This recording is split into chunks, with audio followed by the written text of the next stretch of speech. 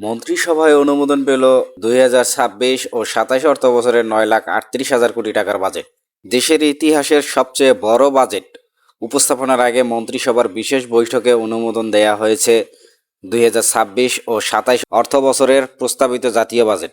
আজ বৃহস্পতিবার সকালে জাতীয় সংসদ ভবনে প্রধানমন্ত্রী তারেক রহমানের সভাপতিত্বে অনুষ্ঠিত বৈঠকে বাজেটের চূড়ান্ত অনুমোদন দেয়া হয়। বিশেষ এই বৈঠকে অর্থমন্ত্রী আমির খসরু মাহমুদ চৌধুরী সহ মন্ত্রিপরিষদের সদস্যরা অংশ নেন। অনুমোদনের পর আজ বিকেল 3টায় জাতীয় সংসদে 2026 ও 27 অর্থ বছরের বাজেট উপস্থাপন করবেন অর্থমন্ত্রী। জাতীয় সংসদের স্পিকার হাফিজউদ্দিন আহমেদের সভাপতিত্বে এবং প্রধানমন্ত্রী তারেক রহমানের উপস্থিতিতে বাজেট প্রস্তাব পেশ করা হবে। প্রস্তাবিত বাজেটের আকার ধরা হয়েছে 9,38,000 কোটি টাকা, যা বাংলাদেশের ইতিহাসে সর্ববৃহৎ বাজেট। বিএনপির নেতৃত্বাধীন সরকারের ক্ষমতায় আসার পর এটি প্রথম জাতীয় বাজেট এবং অর্থমন্ত্রী হিসেবে আমির খসরু মাহমুদ চৌধুরীও প্রথম বাজেট উপস্থাপন করবেন। প্রস্তাবিত বাজেটে মোট রাজস্ব আহরণের লক্ষ্যমাত্রা নির্ধারণ করা হয়েছে 6,95,000 কোটি টাকা।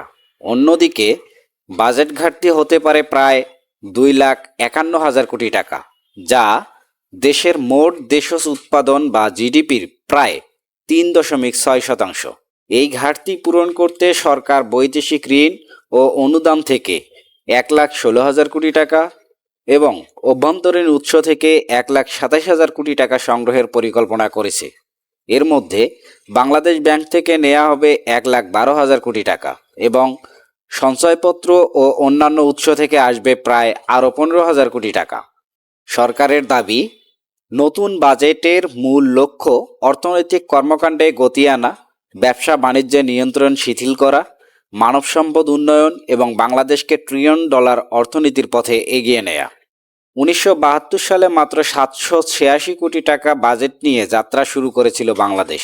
5 দশকেরও বেশি সময় পর সেই বাজেটের আকার এখন পৌঁছেছে 9,38,000 কোটি টাকায়।